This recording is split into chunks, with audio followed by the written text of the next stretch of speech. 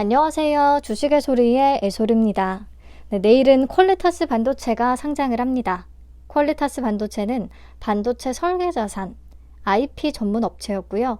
시스템 반도체 내에서 데이터가 좀 빠르게 오고 갈 수 있도록 도와주는 초고속 인터커넥트 기술을 기반으로 인터페이스 IP에 주력을 하고 있는 회사였어요. 공모가는 17,000원이었고요. 한국투자증권에서 배정을 받았습니다. 최종 배정 내역부터 보시면 우리 사주 미달이 없었고요. 기관 투자자 미납도 없습니다. 우리 사주 1인당 평균 배정 금액은 2,900만 원 정도였어요. 다 소화가 된 겁니다. 그리고 최종 의무 보유 확약 비율은 수요 예측 때 22.25%에서 배정 후에는 63.82%까지 올라갔거든요. 6개월 비중이 35.31%로 가장 높고 그 다음에 3개월 비중이 19.93%로 높습니다. 그래서 장기 확약 위주라 확약의 퀄리티까지도 좋다고 할 수가 있겠죠. 요거를 보니까 딱 떠오르는 종목이 있습니다. IMT. 사실 퀄리타스 반도체도요. 수요 예측 때 건수 기준과 수량 기준의 확약 비율이 IMT하고 딱 비슷해서 최종 확약을 IMT 수준까지도 기대는 해봤었는데 그 정도까지는 아니었고 그래도 60%를 넘겼으니까 최근 종목들에 비해선 높다라고 보시면 되겠습니다. 적용을 해서 최종 유통 가능 물량을 계산을 해보면요. 26.28%에서 19.28%까지 감소하고요.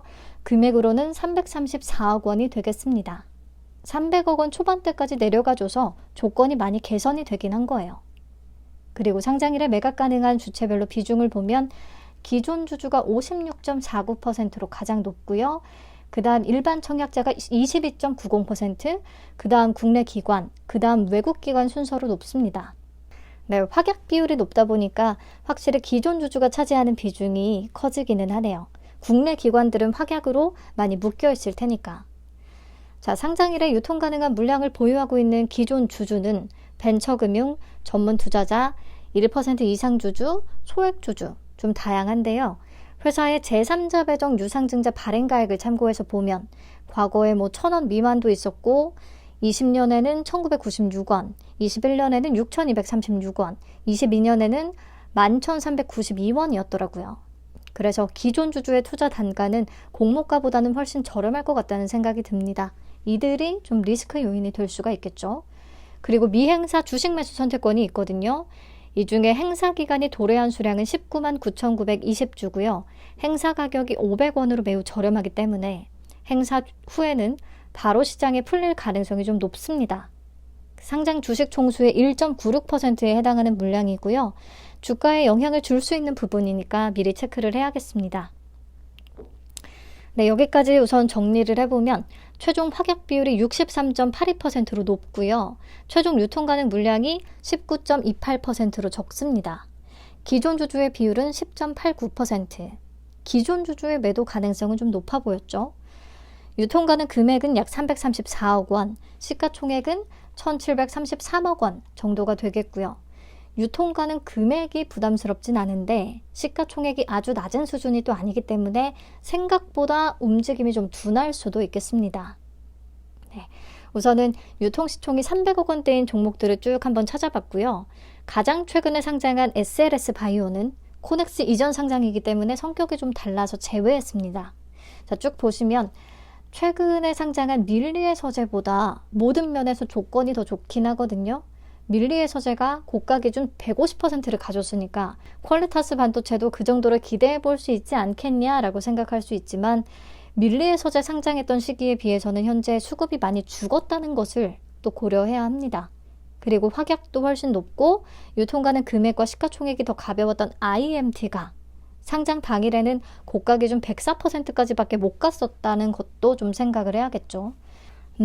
그래도 퀄리타스 반도체는 확실하게 존재하는 비교 대상 기업인 오픈엣지 테크놀로지의 시가총액이 25일 기준 3,306억 원 정도로 퀄리타스 반도체의 공모가 기준 시가총액보다 약 2배 정도 높다는 게 좀 긍정적인 포인트가 될 수가 있겠고요. 그래서 2배 정도를 기준점으로 삼아 볼 수는 있겠습니다. 두산 로보틱스가 그랬던 것처럼. 근데 최근 또 상장일의 고가가 점점 낮아지고 있다는 부분도 체크는 해야겠죠. 퓨릿과 신성ST는 고가 기준 80%대를 기록을 했었고 워트는 98%를 찍어줬고요. 어쨌든 100% 미만에 그친다는 부분에 있어서 확실히 이전에 비해서 고점이 낮아지긴 했습니다. 이런 부분도 감안을 해야겠고요. 저는 그래서 퀄리타스 반도체도 뭐 80에서 90%대에서 팔 수 있다면 잘 파는 거다라고 생각은 하고 있습니다. 자, 최근에 공모주 상장일 매도가 참 어려워요. 시초가 매도가 답이냐, 기다리는 게 답이냐, 여기 이 굴레에서 벗어나지 못하고 있는 것 같거든요. 오늘 워트도 시초가에 매도를 했다면 약간 배가 아플 수밖에 없는 그런 흐름이 나타났죠. 그래서 저도 계속 멍청하게 좀 당하기는 싫어서 최근에 상장한 종목들 상장일의 분봉 차트를 다시 한번 싹 돌려보면서 복귀하는 시간을 가져봤습니다. 우선은 인스웨이브 시스템즈, 공모가는 24,000원, 시초가는 플러스 50%로 출발, 고가는 191%까지 찍어주면서 멘붕을 안겨줬었죠. 우선은 시초가가 50%로 출발했다는 게 첫 번째 포인트, 그리고 유통시총이 200억 원대였다는 게 두 번째 포인트, 세 번째 포인트는 제가 쭉 살펴보니까요. 이게 굉장히 중요하더라고요. 9시에서 9시 10분 사이에 주가가 시초가 위로 올라서는 흐름이 나와줬었어요. 그러면서 쭉쭉 고점을 높여갔죠. 네, 그거 확인하면 되겠고요. 다음 밀리의 서재. 밀리의 서재는 공모가가 23,000원, 시초가는 플러스 79%로 출발, 고가는 150%까지 찍었습니다. 갭은 71% 정도. 여기도 마찬가지인데요. 9시에서 9시 10분 사이에 시초가 위로 올라서는 흐름이 나와줍니다. 자, 다음은 한싹이고요. 공모가는 12,500원, 시초가는 플러스 199%로 출발, 고가는 236%까지 찍었습니다.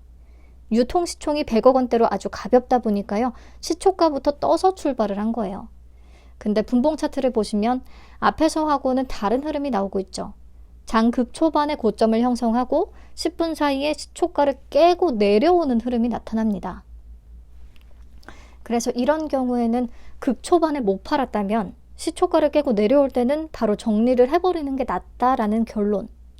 그리고 결국 시초가부터 떠서 출발을 하면 시초가 매도나 극초반 매도가 낫다라는 거. 자, 다음은 두산 로보틱스인데요. 공모가는 26,000원, 시초가는 플러스 127%로 출발, 고가는 160%까지 찍었습니다. 이 친구도 마찬가지예요. 100% 위에서 출발을 했더니 장 극초반에 고점을 형성한 뒤에 시초가가 깨지는 흐름이 나타났죠.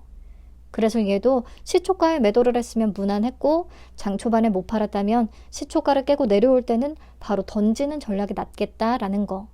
자, 다음 레뷰 코퍼레이션이고요. 공모가는 15,000원, 시초가는 플러스 166%로 출발, 고가는 180%까지 찍었습니다.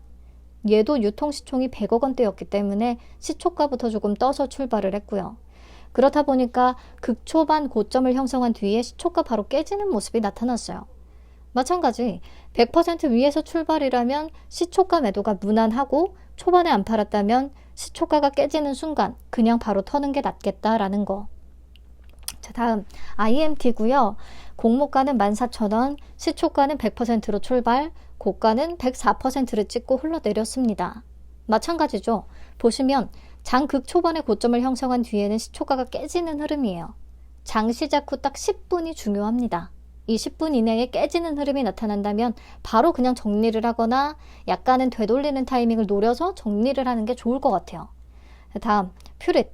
퓨릿은 공모가 17,000원, 시초가는 플러스 46%에서 출발, 고가는 85%를 찍었습니다.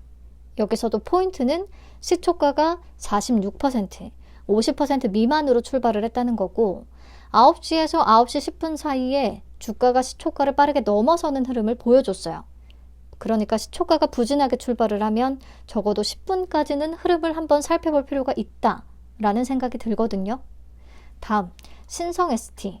얘는 시초가가 77%로 출발을 했는데 고가까지의 갭도 얼마 안 됐지만 극초반에 고점을 형성한 뒤에 너무 빠르게 무너져 내려버렸죠.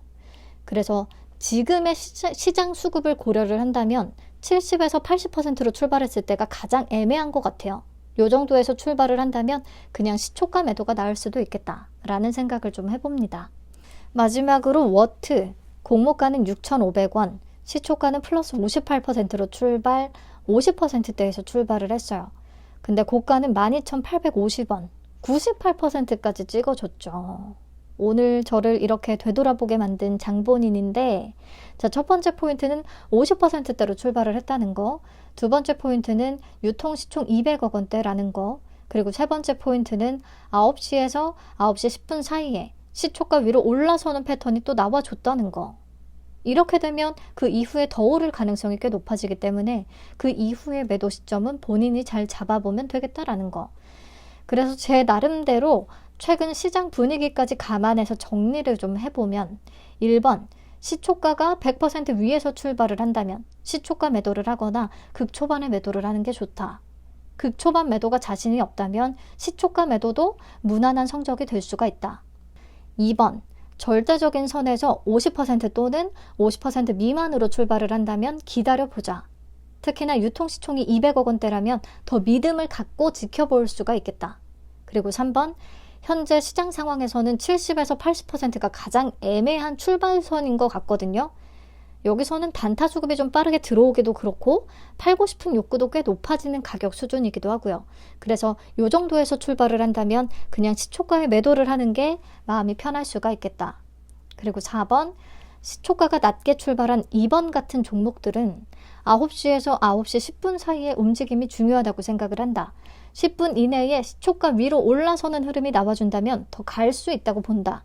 반대로 기다렸는데 시초가를 뚫고 내려와 버린다면 바로 그냥 매도를 해버리는 게 낫다. 저는 이 정도의 원칙을 세워보고 이제는 흔들리지 않고 원칙대로 좀 해보려고 합니다. 물론 패턴은 언제든지 변할 가능성이 있기 때문에 계속해서 체크는 해야 되고요.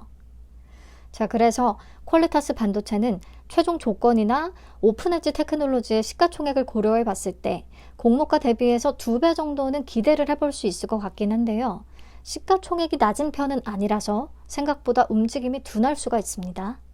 저는 시초가가 80%, 그러니까 36,600원 위에서 출발을 한다면 분할 매도 또는 전량 매도를 할 것 같아요. 장 극초반 매도가 자신이 없으면 그냥 시초가 매도를 하는 게 낫겠습니다. 그리고 시초가가 50% 또는 50% 미만에서 출발을 한다면 시초가 매도는 안 할 건데요. 10분까지 기다려보고 시초가가 위로 올라주는 흐름이 나타나면 그 이후에 원하는 가격대에서 적정히 매도를 할 예정이고요. 10분 이내에 시초가를 하회하는, 뚫고 내려오는 흐름이 나와버리면 깨지는 순간에 매도를 하거나 반등 타이밍에 적정선에서 정리를 한다. 이렇게 전략을 세워봤습니다. 그냥 저의 전략이니까 참고만 하시고요. 중요한 게 또 퀄리타스 반도체는 온라인 등급 풀청약자 중에는 비례만 2주를 받으신 분들도 계실 텐데요. 환불까지 4일이나 걸렸기 때문에 이 경우에 70% 이상에서는 팔아야 수익이라는 계산이 나오거든요. 쉽지 않긴 하네요. 감안을 해서 손익을 잘 계산해 보시면 되겠습니다. 네, 오늘은 이전에 앞전의 종목들까지 다시 다 살펴보느라 영상이 조금 길어졌네요. 그래도 저는 다시 체크해 보면서 나름의 전략을 정리해 볼 수 있는 좋은 시간이 됐거든요. 여러분들에게도 도움이 됐으면 합니다. 네, 감사합니다. 내일 아침에도 상장일 라이브로 뵐게요. BI 매트릭스의 수요 예측 결과가 오늘 발표되면 나오는 대로 바로 공유하겠습니다. 안녕.